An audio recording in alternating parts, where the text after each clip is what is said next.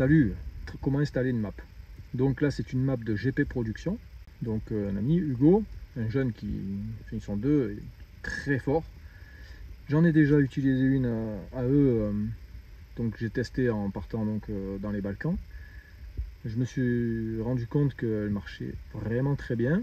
Il y a quelques petits détails, du coup il me les a corrigés. Là je vais installer une map, donc vous allez voir comment on installe la map et quelles modifications il faut faire, il faut apporter au véhicule pour que vous puissiez installer une map. Donc le Nanocom avec sa prise que l'on branche là-bas dessous, le Nanocom s'allume. Voilà. Donc j'ai inséré la carte SD avec la map. Donc ici, donc là c'est un fichier Thune, donc c'est un fichier qui m'a fait qu'on ne peut pas donner à d'autres personnes. Donc là nous allons là, donc TD5 map, et en fait tout bêtement on va suivre les instructions. Write tuning to EQ, vu que c'est une map tuning et non pas une map. Donc je clique ici.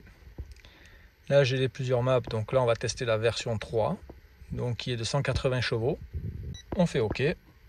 Là donc il m'envoie la map. Hop, il va me demander des instructions.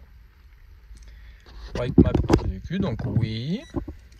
Donc on met le contact. Donc turn ignition. OK. Et là, le processus commence. Donc là, il me redemande d'éteindre. Donc je coupe mon contact. Voilà. Je dis OK. Et là, on attend les 15 secondes. Donc là, il me redemande de remettre le contact. On remet le contact. Hop, OK. Et là, c'est lancé. Donc ça va durer quelques minutes. Le temps que la map s'installe, je vous explique donc. Donc là, c'est une 180 chevaux que j'installe, avec des petites options en plus que Hugo m'a préparé, donc GP Automobile. Donc par exemple, donc j'ai déjà testé cette map dans les Balkans, on a apporté quelques modifications. Là j'ai ma température d'eau, donc du véhicule, qui monte habituellement à 106, 107, 108. Mon manomètre reste dans le bleu, enfin à moins de 90 degrés sur le mano. Alors qu'en fait il passe normalement au-dessus de 105, c'est pas très bon.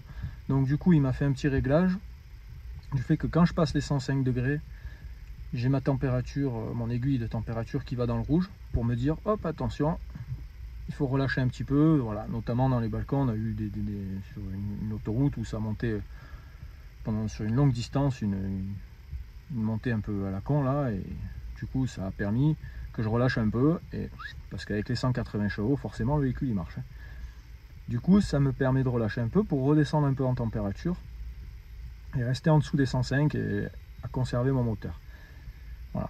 Ensuite j'ai des petites options donc sur le coup de la pédale d'accélérateur qui percute beaucoup plus qu'avant. On installe une autre 180 avec des petites modifications que je lui ai demandé. Et on va tester, et à l'issue j'ai une 190, donc à voir si ça fume plus ou pas. Là ce qui est bien, c'est qu'il m'a fait une reprog qui ne fume pas, vraiment très peu. Ça peut fumer un petit peu en sous régime et tout ça, mais c'est vraiment très léger par rapport à d'autres maps qu'on a installées, notamment des maps qu'on se faisait passer les uns les autres.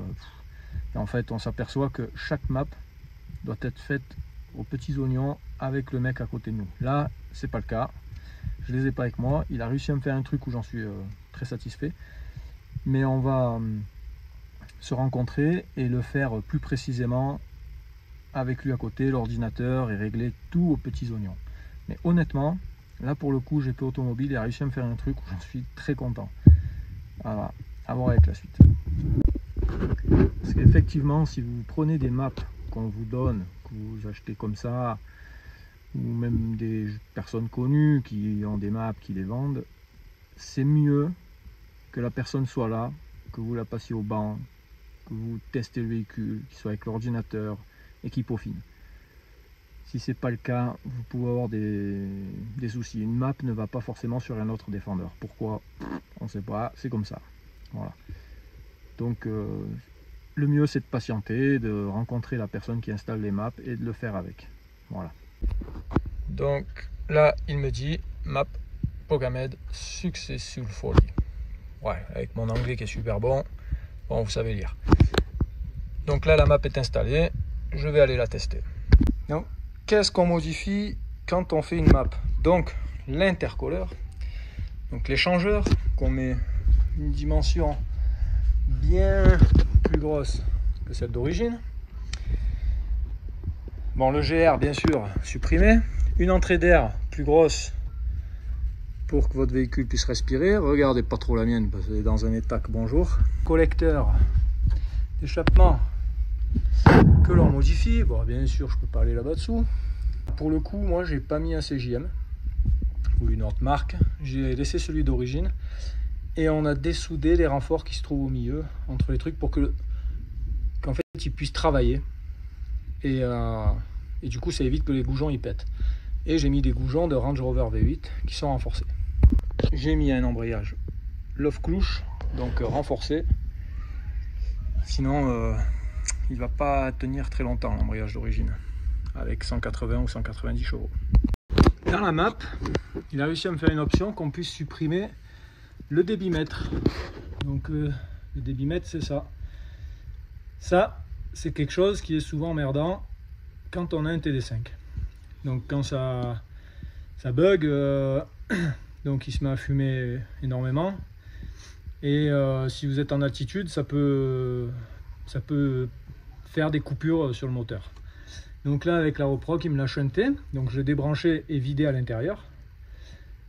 Et j'ai gardé celui d'origine au cas où. Il faut que je réinstalle, mais ça pose aucun souci pour le contrôle technique ou pour autre chose. Et il fonctionne très bien sans.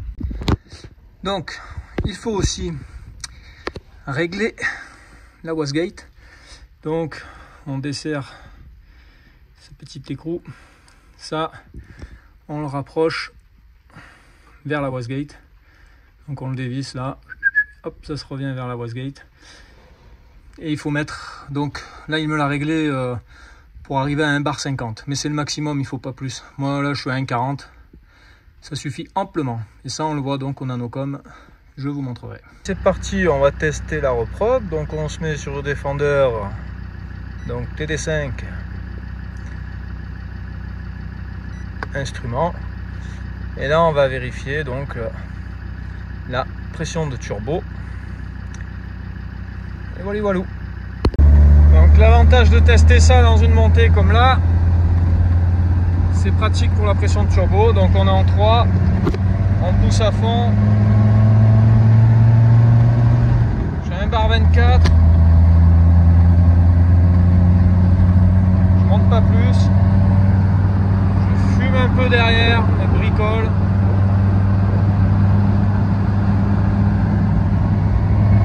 Bar 20, donc je peux régler encore ma pression de turbo,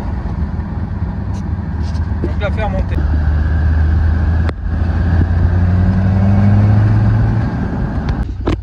Donc vous voyez la pression de turbo elle passe pas les barres, enfin 1 bar 24, et je pourrais monter jusqu'à 1,40, même un peu plus, mais donc je vais régler la wastegate de façon à ce que j'arrive à 1,40.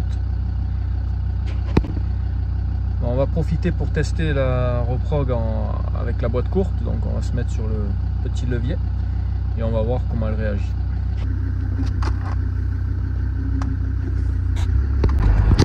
Je la trouve assez coupleuse. Donc là je suis en 4 courtes.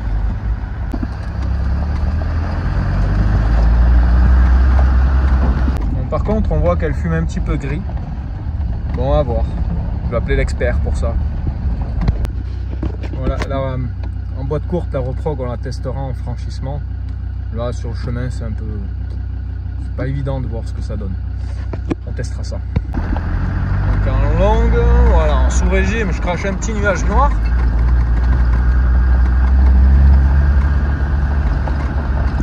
En termes de fumée, là, je suis à 180 chevaux. Il fume un petit peu gris en poussant, là, un peu noir en sous-régime, vraiment en sous-régime. Je trouve pas ça très violent. Par contre, une fois, bon, en plus il est pas chaud, j'ai pas roulé avec depuis 2-3 semaines, donc forcément, voilà, ça fume. Mais je pense que à chaud, il fumera vraiment très peu. Donc je suis assez content de la reprog. Elle fonctionne parfaitement. Bon, elle fume un peu gris, alors peut-être qu'il manque un peu de gasoil. Je vais lui demander qu'il fasse un petit rajustement. Donc voilà comment on installe la reprog.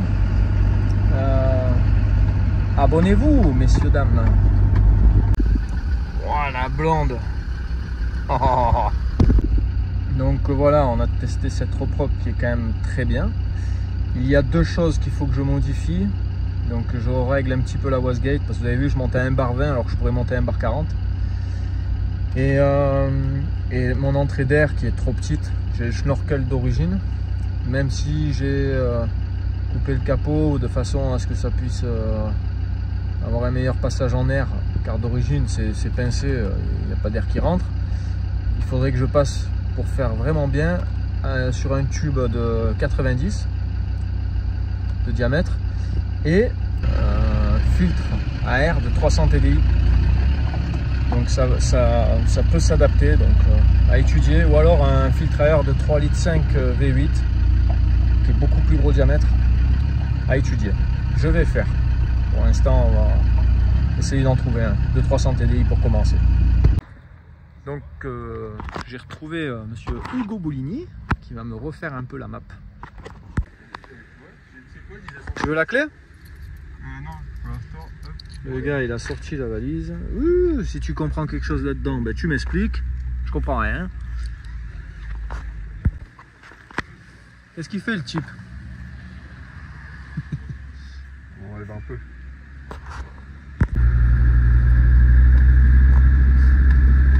Hugo qui me fume la remap là. Ça va envoyer du pâté là. Bon, je suis hyper content de la reprogrammation qu'il m'a faite. J'ai absolument rien à dire. On l'a peaufiné donc comme vous venez de le voir en Espagne quand j'ai trouvé Hugo là-bas. J'en suis franchement ravi. Ça fonctionne parfaitement. Donc je ne reviendrai pas sur autre chose pour le moment. Comme je vous disais, donc l'entrée d'air, il faut que je la modifie. Donc j'ai mon collègue David Gianni qui lui m'a fait un schnorkel de tube de 90 comme je voudrais installer. Et lui, il l'a fait aussi pour lui en mettant tout le kit Alisport. Boîte à air Alisport, tout ce qui est durite, il se les a trouvés sur un site. Et là, ça respire vraiment. C'est un gros investissement et ça marche très bien. Bon, après, comme vous voyez, lui, il a le turbo MT, donc de chez TD5 Inside, avec une reprog de chez TD5 Inside qui marche aussi très bien. Voilà, donc là, c'est un autre budget. Par contre, ça fonctionne très bien. On va refaire la vidéo des présentations du DEF de David et Cyril, parce que notre petit Evan est très motivé pour faire 2 vidéos sur ces DEF en les présentant beaucoup mieux, parce qu'on s'est fait ça un peu vite. Du coup, on va faire ça bien mieux. Donc à bientôt. Ciao.